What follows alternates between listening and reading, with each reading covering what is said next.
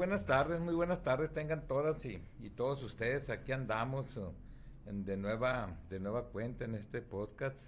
Es el número 3, Cuentas Claras, así se llama. Aquí hablamos con mucha, pero con mucha claridad, tal y como ustedes ya conocen, porque ya se anunció el día de hoy.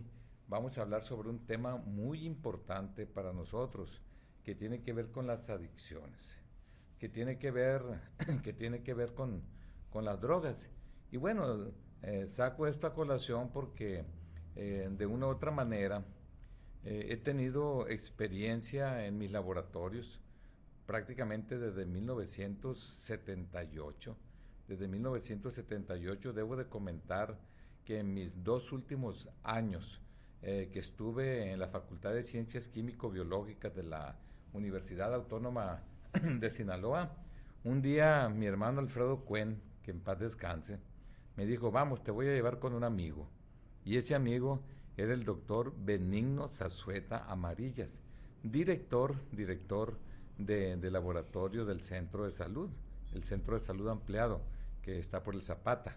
Entonces me dijo: te voy a llevar, nada más que él vivía a la vuelta de la casa. Yo vivía por la Zaragoza, entre Rubí y Morelos, y él tenía su casa a un lado del mercado Zaragoza. Él vendía agua destilada. Entonces tocamos y le dijo a mi hermano: oye, me gustaría mucho que le diera la oportunidad a mi hermano Héctor para que él practique a partir de hoy allá en el centro de salud. Entonces él le dijo: no hay ningún problema, nada más que tú ya sabes, yo soy muy duro, conmigo va a aprender si realmente le echa ganas.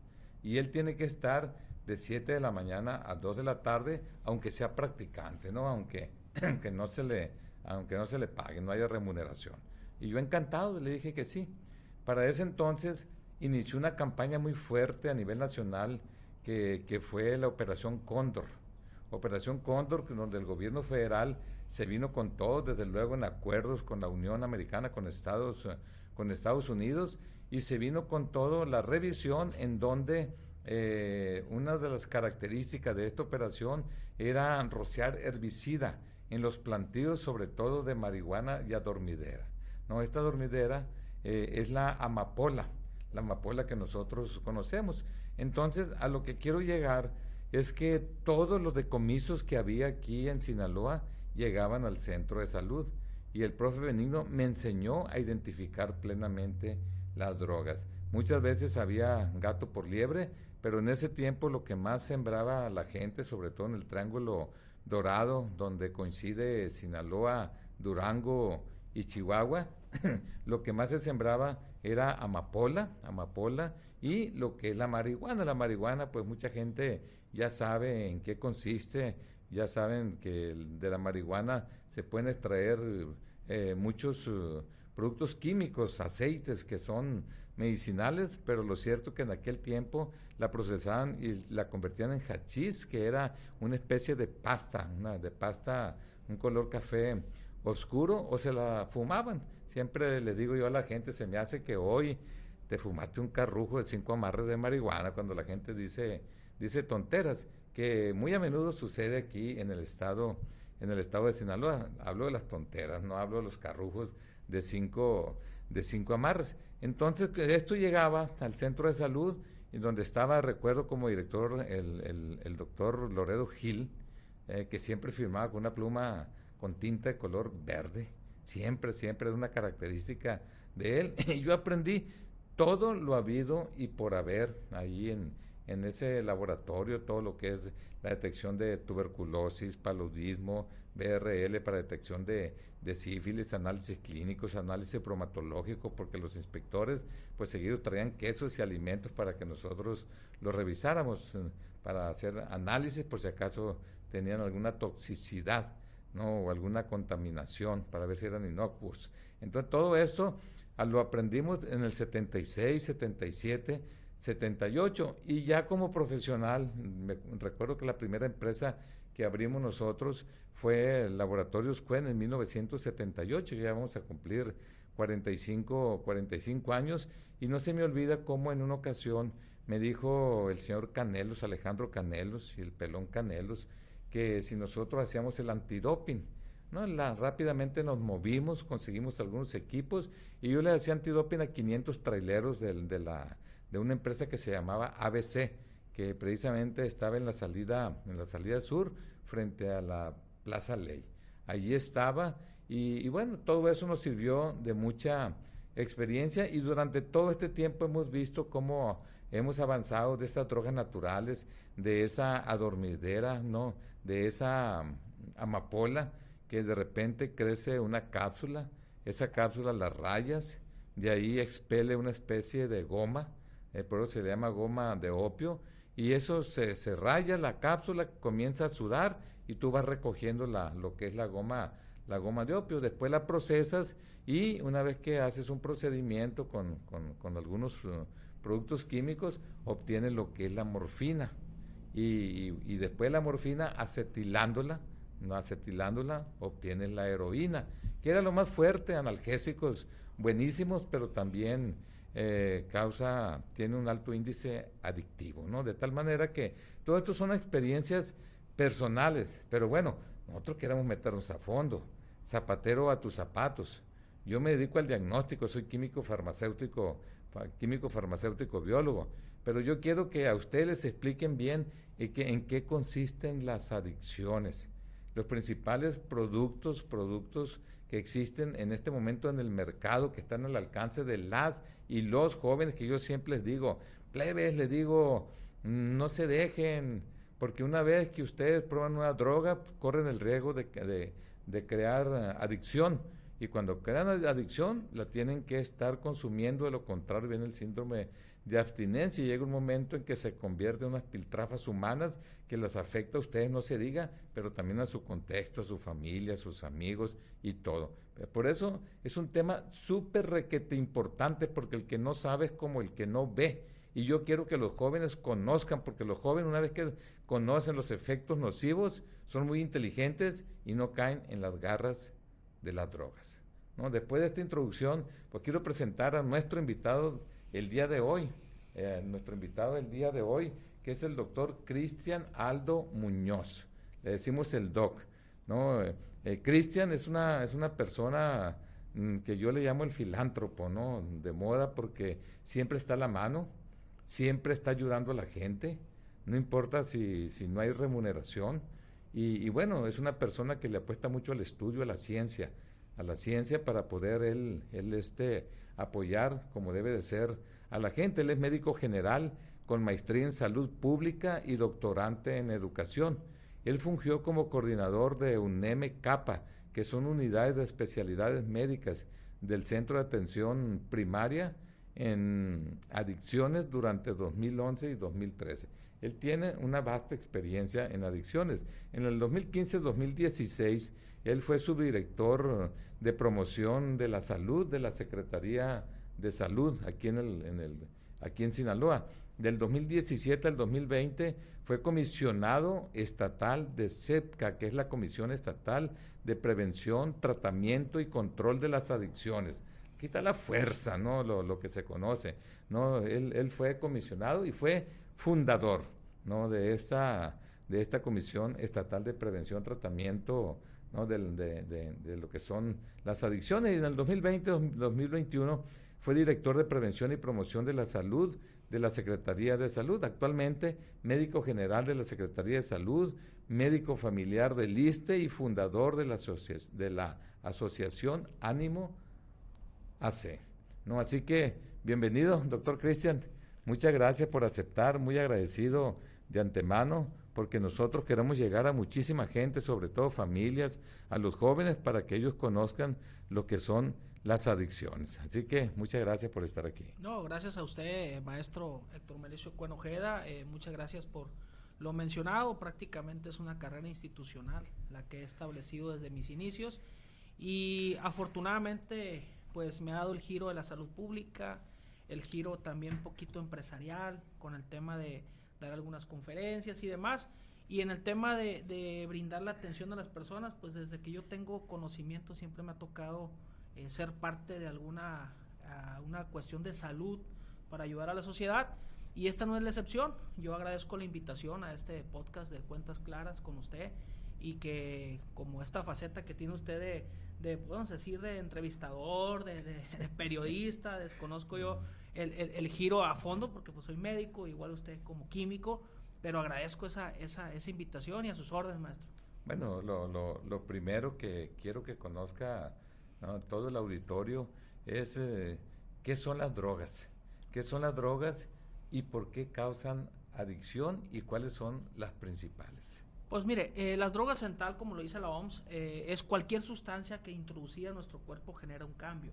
Las drogas pueden ser de diferentes tipos, diferentes clasificaciones, solamente que nuestro cerebro, nuestro cuerpo, todo lo que es el proceso de adaptación, de energía, de electricidad, pues se basa con sustancias. Vamos a decir sustancias que producimos nosotros mismos, dopamina, serotonina, etcétera, por hablarlo de una manera un poco más específica, pero las sustancias que se introducen nos provocan un cambio y ese cambio nos va generando una modificación en el comportamiento primero de nuestro organismo. Vamos a decirlo así, las drogas legales, las drogas ilegales, ambas de una forma u otra nos provocan un cambio y su efecto siempre ha sido gradual, vamos a decirlo así, desde el tabaco, el alcohol, cuando empezaban aquellos años donde pues se traficaba con el alcohol, con el tabaco. Hoy en día son drogas legales que desafortunadamente a raíz de la evolución de los seres humanos pues ya sabemos que tienen consecuencias como asociadas al 95% de los cánceres o problemas de consumo. Dentro del proceso de adicción encontramos lo que es uso, abuso, dependencia, es lo que nos va marcando el nivel de adicción que nos provoca. Pero desafortunadamente conforme va evolucionando este tema del consumo de sustancias, también va evolucionando la forma en que nos puede afectar.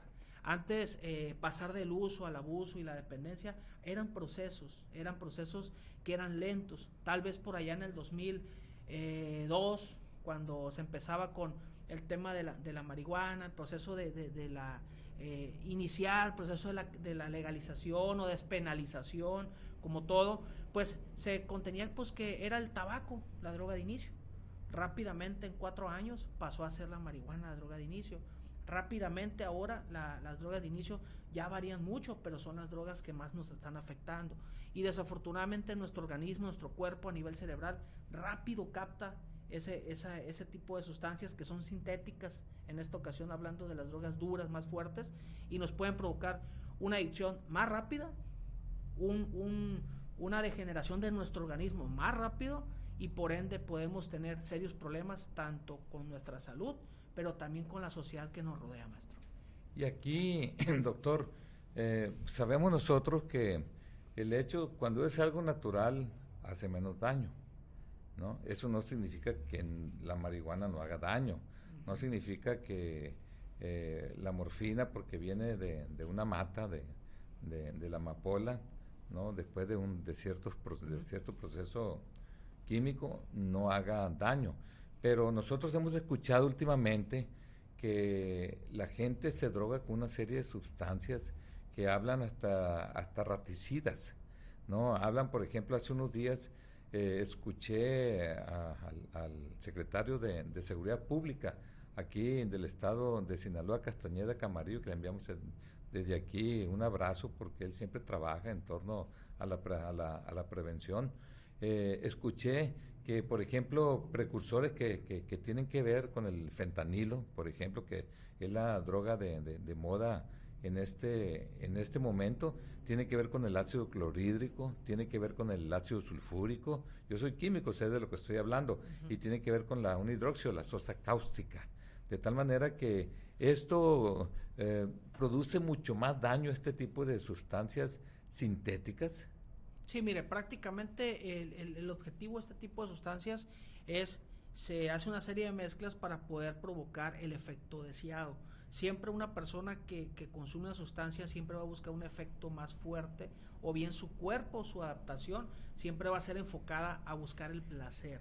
En este caso, este tipo de sustancias que usted menciona hacen pues que haya mejor combustión, que haya mejor apego al organismo, o que se pueda de una forma u otra adherir a ciertas partículas que nuestro propio cerebro tiene, ¿no? Entonces esto nos provoca que esto sea más fuerte, sea más potente, pero también nos provoca un daño corporal más extenso, vaya, ¿no? Vamos a decirlo así, hay personas que fuman, vamos a ponerlo del tabaco, algo que pues, es algo legal, y que duran hasta 40 o 50 años fumando, ¿no? Vamos a decir, oye, yo nunca me pasó nada, sí, pero si hacemos un estudio a fondo, si hacemos un estudio del tejido pulmonar, si hacemos un estudio de tu cuerpo, vamos a encontrar que si hay daño tisular, hay daño a los órganos, pero es tan sabio y es tan fuerte nuestro organismo que en ocasiones resiste todo este tipo de situaciones. Fíjate que en este momento cuando hablas de tabaco, principio activo la nicotina, uno no se imagina la capacidad que tiene esta droga, este principio activo para causar adicción.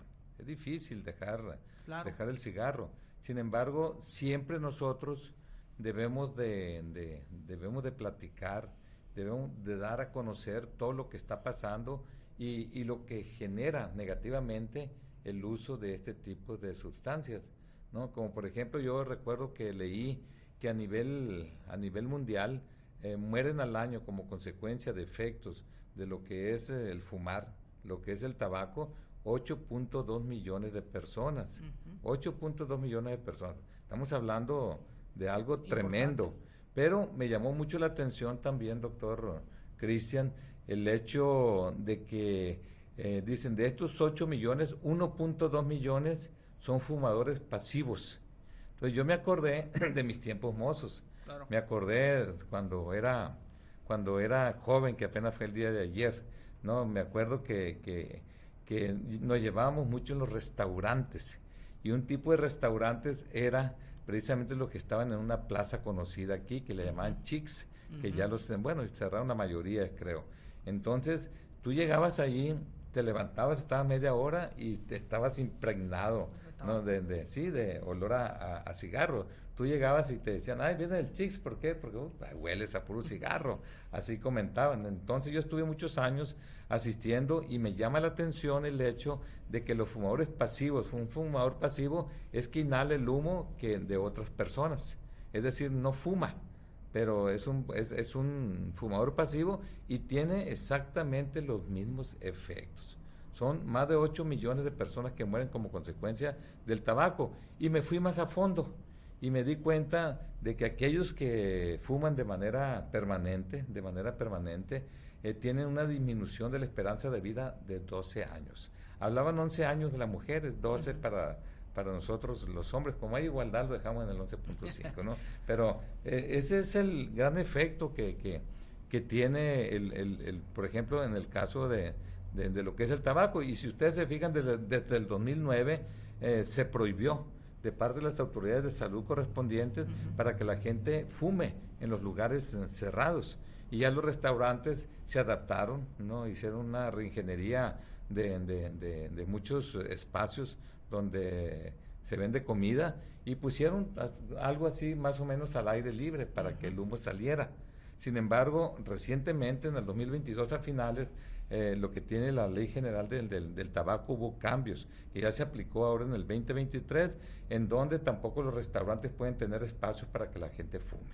Entonces, sí, poco a poco, se han ido tomando medidas con la finalidad de que pues haya el menor efecto colateral, efecto nocivo por el uso de estas drogas, que son, como bien lo dijo, son drogas legales, no prohibidas, como el alcohol, por ejemplo, que la verdad, bueno, aquí va la pregunta, voy a hacer una pregunta, me acordé de un chiste que una vez alguien le preguntó, oye, la marihuana es droga, si la pides fiada, dice. No, aquí la pregunta es, en adicciones se toma en cuenta, por ejemplo, la comida, el celular, entre otras cosas. Sí, básicamente hay otro tipo de conductas que creo que la sociedad la ha ido adaptando a las necesidades. Desafortunadamente el teléfono celular es una conducta que vamos adquiriendo, uno por necesidad tal vez, pero también por el hecho de tener algo que nos pueda entretener en cierta manera. La comida es una de las adicciones más fuertes al tema del consumo inapropiado de alimentos, pero esto todo viene a raíz, maestro, de un proceso en donde desafortunadamente nuestro país y el mundo han estado inmersos en problemas de salud pública aún más fuertes que, por decir así, las adicciones. El tema de salud pública es algo importante que estamos viviendo y que nos tocó vivir inclusive con el tema de la pandemia. Usted ha sido un referente en ese tema del estudio, del análisis de las pandemias, y que nosotros como profesionales de salud también nos ha tocado ahondar un poco más en el tema. Ahorita comentaba usted el tabaco, por ponerle un ejemplo, 165 personas mueren al año, 165 personas mueren en México al día por consumo de tabaco. No hablo del tabaco directo, no. Diabetes, hipertensión, nefropatías y toda la gama de enfermedades que rodean a esta enfermedad. Y en el caso del alcohol, pues lo vemos en los accidentes, lo vemos en familias desintegradas, lo vemos en problemas de salud muy fuertes. Pero yo creo que el esquema que le comento en materia de atención, de prevención y todo lo que se tiene que hacer, porque esto viene del seno familiar. Esto es un tema específico que nosotros como seres humanos debemos de fortalecer nuestro seno familiar, y hablando de hijos, hijas y todas las personas que nos rodean, porque al final de cuentas le voy a decir lo que le digo a los chavos cuando voy a una plática. Este vaso es una botella de alcohol, pero no tiene vida. Es simplemente una botella con sustancia. La decisión de tomarla es mía. Pero ¿de dónde viene? ¿Dónde formamos a estos jóvenes? En casa, en las escuelas, pero principalmente en casa. Y la decisión ahí está. Prácticamente podemos hablar de casos resilientes de manera general. Jóvenes que dicen, no, pues yo me llevo, todos fuman menos yo. Algo, hay un factor que a ese joven lo hace no fumar, pero está siendo fumador pasivo, que por el otro lado también afecta a la salud. Entonces, es un tema un poco complejo, pero yo tengo 17 años en este tema y realmente me ha tocado conocer de muchas cosas, y hoy más que nunca necesitamos como seres humanos fortalecer ese vínculo familiar, a los jóvenes, a los niños, a las niñas. Ahorita un niño de 3 años, de 4, tiene acceso ya a un teléfono. Sí. Juegan y de manera inconsciente a lo mejor se meten información que en lugar del chupón le dan eso, el iPad, el celular. Y eso es importante mencionarlo, porque durante la pandemia sucedió. ¿Cómo entretuvieron durante 16 meses a los niños? No había forma. Entonces, casas sin internet era una locura. No lo imagino cómo estaban. Y casas con internet igual, porque pues la información fluía demasiado rápido. Ese es el tema complejo del tema de las adicciones. Sí, fíjate, doctor, y estaba viendo el costo que tiene este tipo de problemas para lo que es el sector salud. Yo estaba viendo que al año, en este momento, en lo que tiene que ver el problema del tabaco, se invierten 116 mil millones de pesos, ¿no? De tal manera que definitivamente lo mejor es la prevención. Totalmente. Que la gente conozca, y nosotros como padre de familia tenemos que ser ejemplo. Tenemos que ser ejemplo, porque ¿de qué sirve que nosotros de repente les digamos a nuestros hijos, oye, no fumes, no chupes, ¿no? Mientras el padre está chupe y chupe, para en chacuacos, ¿no? Entonces, dicen que el mejor, lo mejor que puede existir para aprender es el ejemplo. De tal manera que eso se tiene que dar lo mismo, lo que tiene que ver con el alcohol. Sí, el alcohol que tantos problemas nos ocasiona en este momento, pero hay muchos intereses de índole económico. De tal manera que es algo que ya no tiene reversa, y lo que nos queda pues únicamente es informar. Una pregunta que me interesa mucho, porque nuestro presidente de la República, Andrés Manuel López Obrador, hoy lo comentó el propio gobernador del estado de Sinaloa, el doctor Rocha Moya, hoy en la mañana en su semanera, aparte de otros temas que comentó mío, ¿no? Pero bueno, eso lo dejamos para después. Pero sí, tiene que ver con el inicio de una campaña a nivel nacional. Yo estaba viendo hace un rato, dice, este inicio de la campaña a nivel nacional está a cargo de la Secretaría de Educación Pública.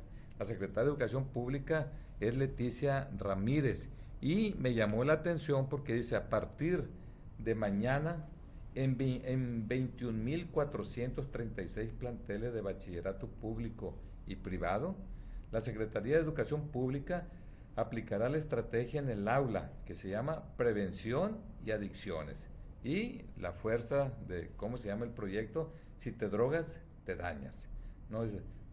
¿Qué se busca aquí? Sensibilizar a estudiantes, padres de familia, sobre los riesgos a la salud que implica el consumo de sustancias ilícitas, ¿no? En particular ponen aquí el fentanilo, pero es todo, ¿no? De esa actitud la vida, Sí, esa sí. actitud. Entonces, eso es interesante, ¿no? Entonces, en un principio yo esto lo escuché hace como un mes, antes de entrar a vacaciones de Semana Santa, y el presidente dijo que era secundaria, inclusive la propia secretaria de Educación Pública, era secundaria y era también el nivel de preparatoria, el nivel medio superior.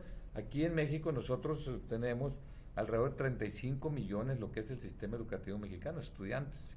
Son más menos 35 millones, de los cuales casi 25 millones son del nivel básico, que hay que cuidarlos, preescolar, primaria y secundaria. Y son un poco más de 5 millones en lo que es el nivel medio superior, la preparatoria. Nada más que aquí hubo una deserción de casi 400,000 estudiantes, que creo que no los están tomando en cuenta como consecuencia de la deserción de la pandemia, ¿no? Estoy hablando de la pandemia. Y en el caso de la secundaria también alrededor de 5 millones de estudiantes. De tal manera que la tarea es grande. Pero aquí la pregunta fundamental en torno a esto, porque dice el informe sobre la situación de salud mental y el consumo de sustancias psicoactivas, o sea, te alteran la mente, dice en México 2021, estamos hablando del 2021, elaborado por la Secretaría de Salud y la Comisión Nacional contra Adicciones, señala que la edad promedio para iniciar en el consumo de cualquier sustancia psicoactiva es 13.6 años, mientras que la sustancia de impacto como cocaína y heroína, que son más complejas, ¿no? En promedio son 16 años. Entonces, la pregunta es, ¿irá a dar resultado una situación de esta naturaleza? Porque el que no sabe es como el que no ve, pero ¿irá a dar resultado? ¿Tendrá la Secretaría de Educación Pública el personal suficiente como para estar visitando todos los grupos en este caso del nivel medio superior, que después va a brincar para lo que es el nivel básico, ¿no? ¿Servirá esto para contrarrestar las adicciones aquí en México? Pues mire, maestro, la experiencia que me ha tocado como médico general, en algún tiempo en el área de adicciones, otro tiempo en el área de salud pública, quiero decirlo que no hay hilo negro descubierto en esto. Esto es algo que se viene trabajando desde hace muchos años, inclusive desde la creación de la Secretaría de Salud, la creación del Seguro Popular o la creación del INSABI, toda la vertiente que se ha venido manejando con el tema de salud. Pero hay algo que es importante mencionar y que siempre es importante vamos a valorar. ¿Qué nos cuesta más? ¿La atención médica que brindamos a la sociedad por este tema o la prevención y la promoción? Desafortunadamente le damos el giro a la atención de la enfermedad. Usted lo dijo, cuánto se gasta al año en materia de tabaco, y eso nos va pegando muy fuerte en el tema de la prevención y la promoción. Básicamente la prevención y la promoción en el tema de que estamos hablando, pues nos deja a la deriva de dar una simple plática tal vez, o dar una información para que los jóvenes puedan tener ciertas y cuáles herramientas. Pero yo me voy más allá. Mire, me ha tocado elaborar diversos programas de trabajo con diferentes instituciones que a todas las respeto, y siempre he sido una persona muy institucional, ahorita hablándolo como profesional del área, no como institución. Claro, está el respeto que lleva esto, pero quiero decirle que la primera barrera que encontramos cuando implementamos un nuevo esquema de trabajo es qué nos toca a cada quien. Yo siempre he dicho que el binomio padre-maestro es muy importante, y desafortunadamente poco a poco hemos ido echando la pelotita, es decir, ¿por qué el maestro no hace esto? ¿Por qué el papá o la mamá no hace esto? Creo que ahí existe una confusión, y yo creo que el tema de dar información a los alumnos, a los hijos, tiene que ser siempre en la misma línea de trabajo, siempre enfocado a generar cosas positivas para los jóvenes. Voy a poner el ejemplo, yo tengo 3 hijos, y en los 3 manejo información prácticamente equilibrada porque tienen diferentes edades. Los 3 tienen diferentes necesidades, pero a final de cuentas soy un equipo junto con sus maestros, porque el maestro a veces, vamos a decirlo, no está formado en el tema profesional de salud, es pedagógico. Por eso, y por ahí mencionó usted sobre mi doctorado en educación. Sí. Tuve que meterme un doctorado en educación para entender cómo brindar un mensaje al alumno, porque no es suficiente pararse y darles una plática, ¿no? Hay que saber qué siente el alumno, maestro, hay que saber cómo percibe el mensaje, y en eso es lo que nos fortalecemos para que estos tipos de acciones impacten. Le voy a poner un ejemplo que tuve hace algunos años, una experiencia. Yo he acudido a muchas universidades, vamos a decir las principales del estado. Fui estudiante en la Universidad Autónoma de Sinaloa, preparatoria, Facultad de Medicina. Me tocó vivir temas relacionados con algunos temas de consumo, los mismos compañeros, íbamos a una fiestecita y para allá. Y en algunos años no existía la atención de este nivel. Vamos a decir, no había, es decir, si tenemos un compañero que tiene un problema de consumo, pues no sabíamos cómo ayudarlo. Hoy hay muchas acciones que se pueden hacer en conjunto, pero principalmente yo lo digo, usted mencionó secundaria y prepa. Yo digo que si empezamos desde los preescolares a cómo educar a los papás y a los maestros, en cómo hablarle a nuestros hijos para poder llegar a los 6 años, cuando ingresen a la secundaria, con una preparación diferente. Ahí está el pequeño hilo, maestro, de la decisión cuando los jóvenes toman o no toman la decisión de ingerir una sustancia. Si ese joven trae valores, inclusive, de los diferentes niveles económicos, consumen la sustancia, aunque traigan valores, aunque traigan apoyo. Por eso es importante. Todos los programas que se hagan con un enfoque científico, a base de indicadores que nos puedan medir, que nos evalúen nuestra eficacia, nuestra eficiencia, para poder tener un resultado que esperamos. No vamos a revertir esto, maestro, en 1 año, 2 años. La prevención se mide a 5 años de su implementación. Entonces, yo creo que lo que comentamos es algo complejo, pero es algo que los que nos dedicamos a esto, sabemos que es un trabajo que vamos a nacer, crecer, trabajar, y nos vamos a ir, y esto va a seguir. Así y eso es lo más seguro. Sí, señor, así es. Muy bien, excelente, pues una vez más nos confirma aquí el doctor la importancia de la familia, la integración familiar. Hay que recordar que la primera escuela que tienen nuestros hijos pues es la casa. Totalmente. No, eso siempre dentro del sistema educativo a nivel nacional. Sí, pues está todo lo que es superior, bajas a la media, bajas a la básica, pero está la educación temprana, la educación preescolar, pero la casa juega un papel muy importante. Y perdón que lo interrumpa ahí, maestro, adelante. Se dice que de los 0 a los 7 años, los niños es donde aprenden el resto de lo que van a hacer de los 7 años en adelante. Entonces, fíjese, algo tan importante que es un tema de prevención y promoción, la lactancia materna exclusiva. Sí.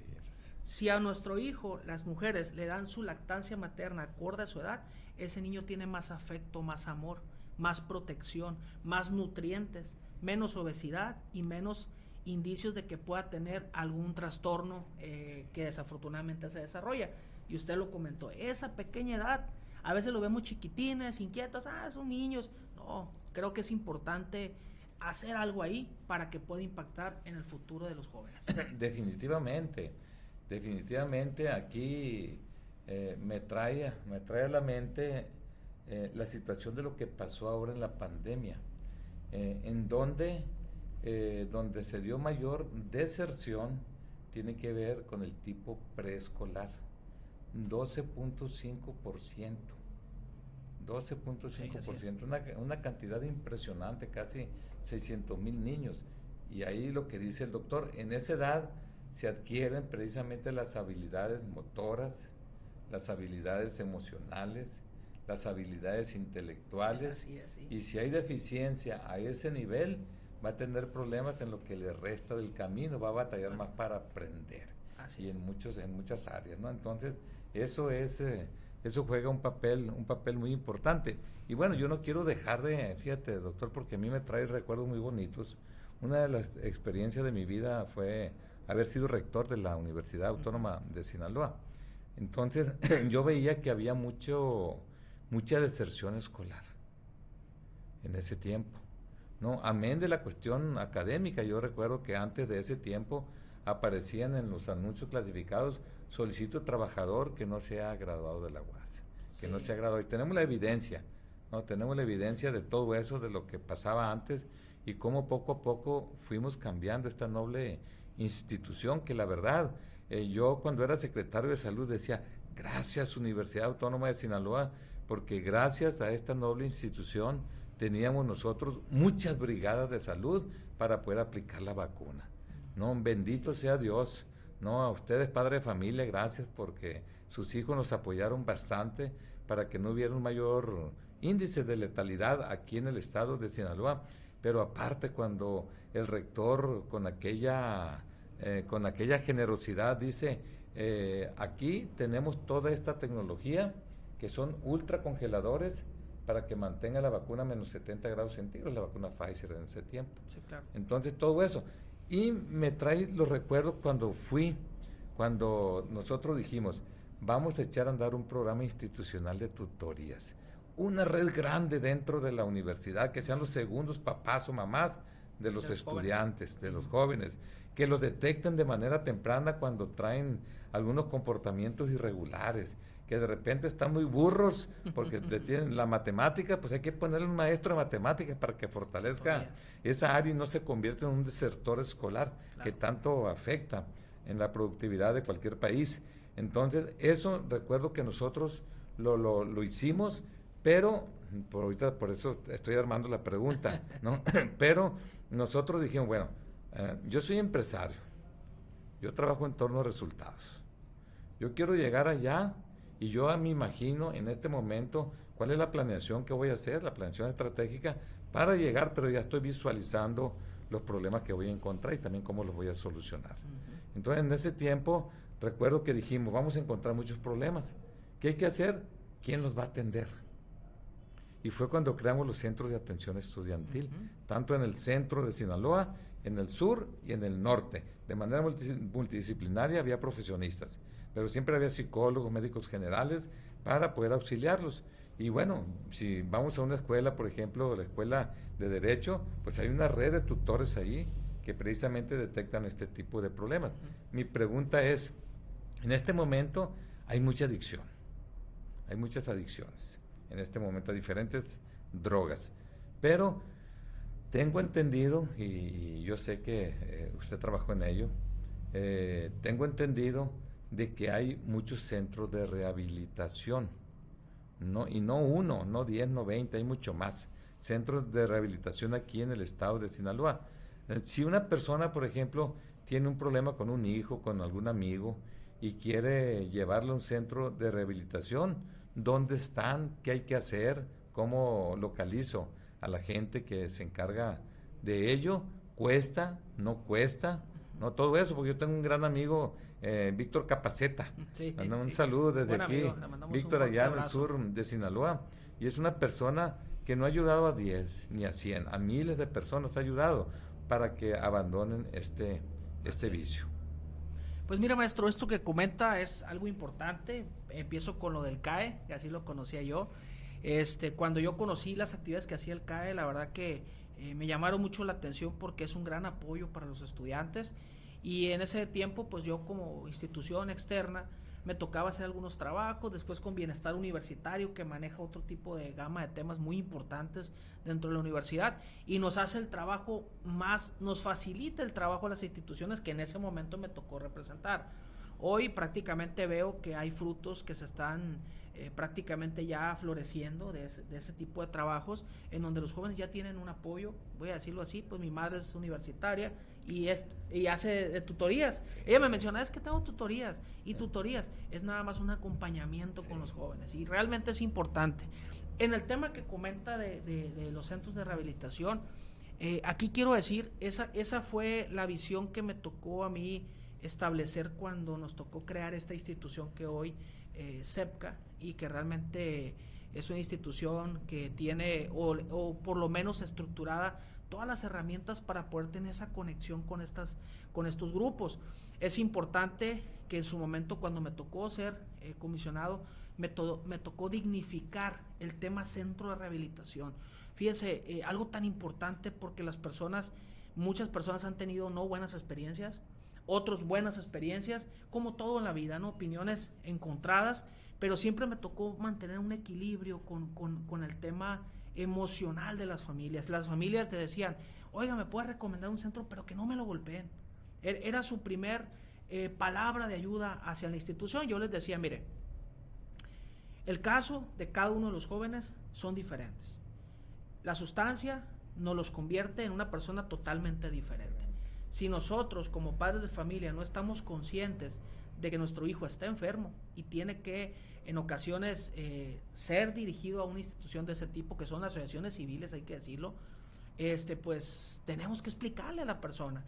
Y en este caso en Sinaloa, en algún momento tuvimos la fortuna de ser primer lugar nacional en centros acreditados de rehabilitación. Me tocó, gracias en el trabajo coordinado con estos líderes, que además de Víctor Capaceta hay otros 4 o 5 líderes que siempre han trabajado en pro de mejorar sus condiciones, y que son seres humanos, que yo he trabajado, he convivido con ellos. Ahorita tengo algún tiempo que no los frecuento, pero que yo diariamente promuevo. De ahí nace mi palabra que utilizo en mi face, de ánimo.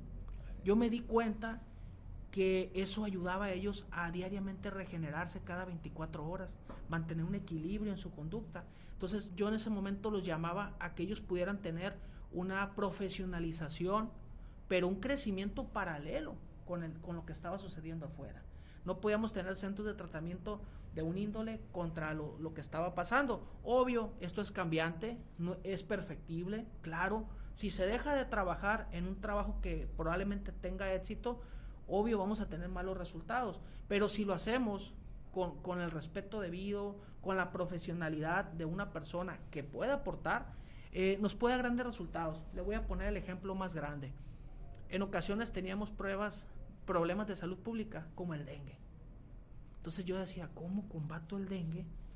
¿Cómo le hago? Primera acción, descacharrización o eliminación de criaderos. Amigos, centros de rehabilitación, ¿me pueden ayudar? Se iban los jóvenes a ayudarme a limpiar los baldíos, limpiar, inclusive me tocó hacer jornadas en lugares, me tocó pintar escuelas, rehabilitar escuelas, sin un peso, únicamente con la voluntad de dar un servicio, como le llaman, y nosotros de darle un valor agregado a un ser humano que tiene otra oportunidad, a pesar de que tenga un problema de consumo de sustancias y a pesar de que está en recuperación. Es que el tema de adicciones es complejo, pero no todas las personas lo podemos adoptar, porque a lo mejor algunos no tenemos algo en casa de ese tipo, pero las familias que sí lo tienen, realmente, maestro, son familias que se han modificado, han aprendido a vivir, o desafortunadamente nunca aprendieron a vivir con un problema de esta magnitud. Por ahí va el tema. Muy interesante todo esto. Pues muchas gracias, doctor, por todos estos conocimientos. Y ya para cerrar, sé que usted estuvo siempre presto en lo que es el marco de la pandemia.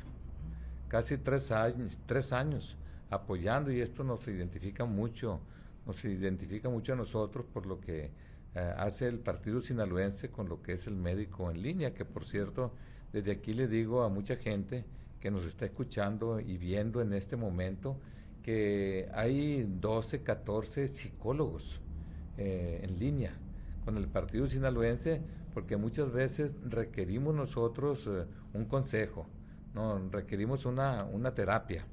No, sí, ser entonces, escuchados. Ser escuchados se requiere. Entonces los psicólogos, zapatero a tus zapatos, claro. Ahí están presentes, nada más ingresan a lo que es la página del Partido Sinaloense, es www.partidosinaloense.mx, y van a ver médico en línea, y ahí van a encontrar igual un pediatra, un ginecólogo, un otorrino, un trauma, un endocrinólogo, un infectólogo, y van a encontrar psiquiatra, van a encontrar hasta el doctor David, ahí está con nosotros, David Uriarte, sexólogos también, para consejos que ustedes quieran de diferente índole, ahí van a estar, están presentes. Y ya para terminar y cerrar, no sin antes agradecer la situación del COVID-19.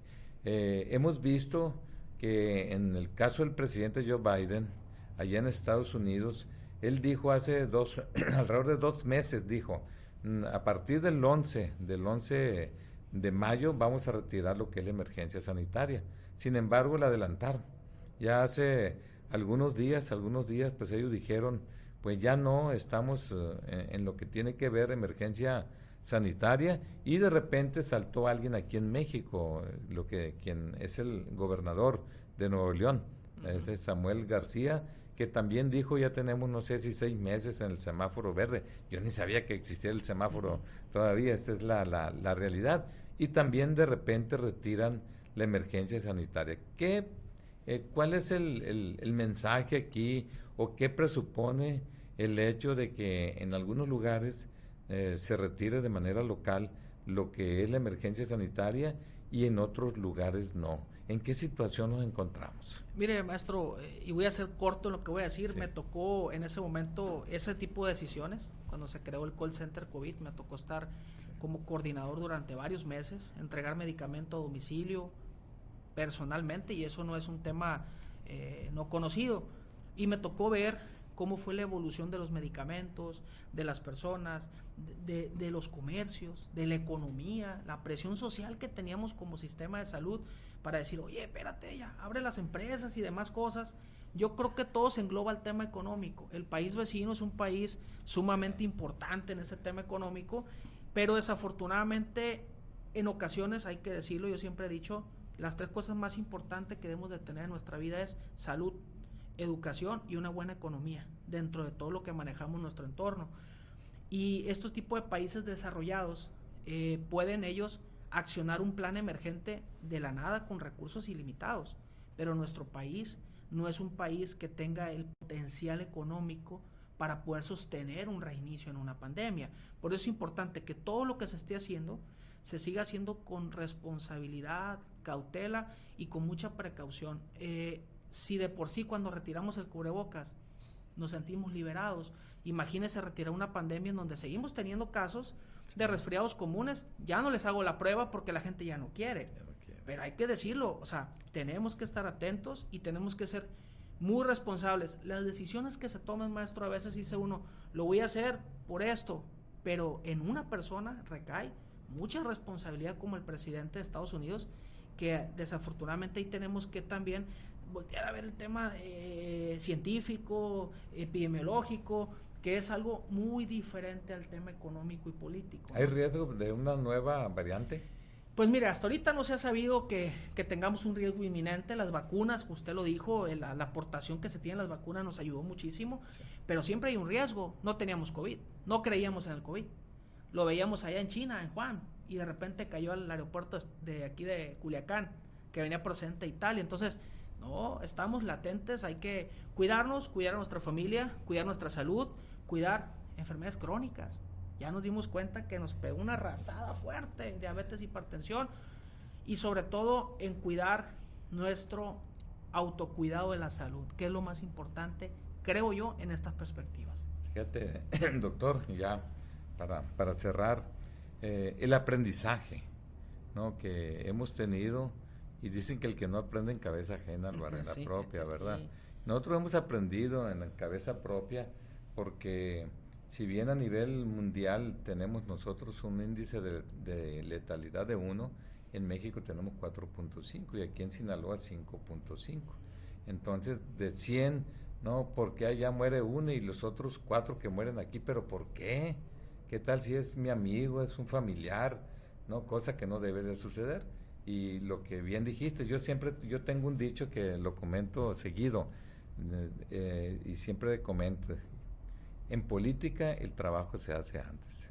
Pues antes de una pandemia el trabajo se hace antes. Hay que seguirlo haciendo. Definitivamente, dependiendo cómo nos encuentre desde el punto de vista de condición física, ¿no? La nutrición juega un papel fundamental, y muchas veces a cierta edad ya te cobra una factura cuando eres desordenado. Uh-huh. Y esa factura muchas veces es lo que dijo el doctor: eres hipertenso. Es increíble, aquí en México la gente que tiene arriba de 20 años, en este momento es alrededor del 16.3% los hipertensos. Si tomas en cuenta, lógicamente, toda la población baja, pero arriba de 20 años, hipertensos, arriba del 16%. Y aquí en Sinaloa 10.3, arriba de 20 años, los que tienen diabetes. A nivel nacional es 10.7. De tal manera que esto pues nos pega fuerte, y no se diga el hecho de no activar físicamente, el hecho del sedentarismo, el hecho de tener sobrepeso, de tener obesidad, pues eso nos pega, se convierte como un caldo de cultivo para que el virus sea más agresivo, ¿no? De tal manera que este aprendizaje hay que tenerlo. ¿Por qué? Ustedes hagan de cuenta, sí, que allá adelante, unos años más, va a haber otra pandemia. y que depende cómo nos agarre, porque a lo mejor es la prevención. Si estamos obesos nos va a pegar, hay que hacer ejercicio, Así es. hay que nutrirnos adecuadamente, hay que dejar la comida chatarra. Eso es algo fundamental, ¿no? ¿Por qué? Porque todo eso predispone a otro tipo de enfermedades, como es el cáncer, por ejemplo, ¿no? Predispone el cáncer. Entonces aquí, siendo disciplinado, uno gana. Y es por ello que de repente alguien dice, ¿por qué en Japón les pegó mucho menos? En Japón andaba en 0.2 el índice de letalidad, pero alguien dice, pero es que los japoneses son delgaditos, se nutren bien, utilizan mucho el cubrebocas sin que hubiera necesidad de que llegara la pandemia, ellos usaban el cubrebocas. ¿Por qué? Porque es un país de viejos, es un país que tiene un promedio de vida en este momento de 48 años, mientras que nosotros aquí en México 29.3. Somos unos jovenzuelos, ¿no? A un lado de los japoneses. De los japoneses. Entonces ellos se sienten más vulnerables, pero cuando ves lo que es la esperanza de vida de ellos, arriba de 80 años, y nosotros estábamos en 74, 75, y he leído 2 artículos. Uno que bajamos 4 años, lo que es la esperanza de vida, que nos fuimos hasta 71 años, ¿no? Debido a la pandemia del COVID, sí. Claro. Entonces, todo eso es algo que está pasando y por ello es muy importante conocer. El que no sabe es como el que no ve, y por ello este tipo de programas que nosotros impulsamos aquí en Cuentas Claras. Aquí, doctor, si quiere hacer algún comentario final. No, básicamente agradecer la invitación, maestro. Yo creo que lo que está mostrando en este tipo de programas es que la sociedad se informe, que la sociedad tenga una información clara, como dice la cuentas claras, pero también que se acerque a las instituciones, que a veces dudamos de ir a atendernos, porque, bueno, vamos a ponerlo así, es que no me van a dar nada. La pura atención médica ya es algo que te ayuda. La pura atención que te brinda un ser humano es una ayuda que podemos tener, y yo creo que el camino que usted está marcando en el tema, o que marcó en el tema de salud, y los otros giros que usted ha tenido, siempre ha sido un camino propositivo a las cosas. Y en lo personal, como profesional, agradecer la invitación y agradecer siempre la apertura de poder platicarlo de esta forma, porque no es algo sencillo platicar con el maestro Cuen aquí a un lado, y creo que mucha gente me lo dirá, y que agradezco esa distinción que tienen a mi persona, a usted y muchas otras gentes que tengo amigos. Como usted dice, hay que ser amigos, y mucha gente que me habla y me pide ciertos temas, y con mucho gusto, siempre el doctor Cristian, el doc como me conocen, abierto a apoyar, ayudar, pero también, maestro, me estoy formando para poder tener mayor capacidad académica y capacidad emocional para poder afrontar retos que la vida nos pueda presentar. Familia, y aquí estoy. Bien, pues muchísimas gracias. Gracias, un honor usted, contar con su amistad. Igualmente. Y bueno, pues muchísimas gracias. Gracias, maestro. Sus órdenes. Gracias por todo. Gracias. Y bueno, ya para finalizar, nada más hacer algunos comentarios. Ya que el día de hoy, dentro de la semanera, se trató lo de los trabajadores de salud. Nosotros hacemos votos para que esto se arregle a la mayor brevedad posible. Las expresiones que se tuvieron ahí fueron positivas para los trabajadores de salud, pero muchas veces ya no creen. No hay credibilidad, de tal manera que espero que exista un arreglo diligente, expedito, como dicen por allí. Lo otro tiene que ver con los productores agrícolas.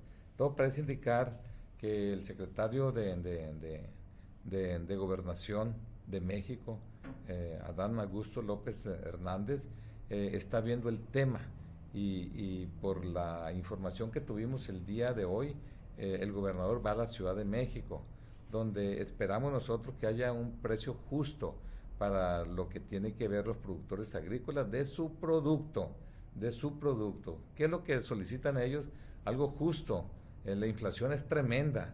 Ustedes se dieron cuenta el índice inflacionario cómo es muy alto, a 7, 8%. Los insumos, es increíble lo que se han incrementado de precio, y en ese tenor los productores agrícolas, el precio justo que ellos solicitan para sus cosechas, en el caso del maíz, que ya están en este momento levantando la cosecha, y parece que tienen un rendimiento por hectárea arriba de 12 toneladas, de tal manera que está yendo bien, pero si no hay un buen precio todo se va al caño.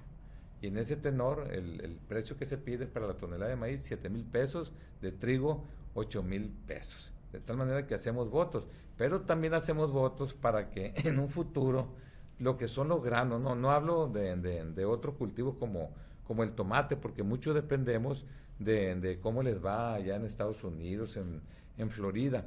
No, se necesita una verdadera política de comercialización de las cosechas de granos del estado de Sinaloa, para que los productores pues no estén ellos no con el Jesús en la boca, no, para ver cómo les va a ir a la hora que se revele lo que se va a pagar por tonelada de maíz y de trigo. De tal manera que esto es algo, aquí también es prevención, y la prevención es una verdadera comercialización, y de esa manera los ganones, ¿quiénes son? Los que arriesgan su dinero, los que piden créditos y pagan intereses, los que están allá en el surco labrando la tierra, el que arriesga, en pocas palabras.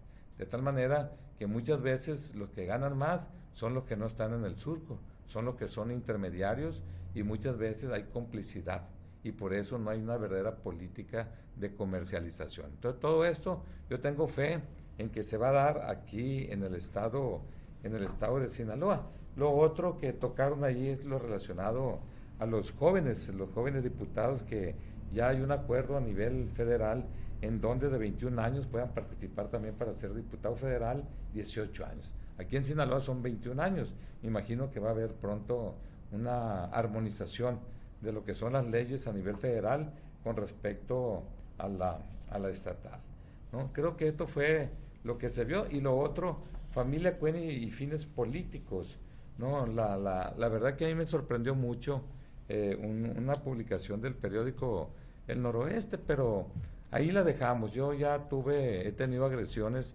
de esta naturaleza después de que fui rector.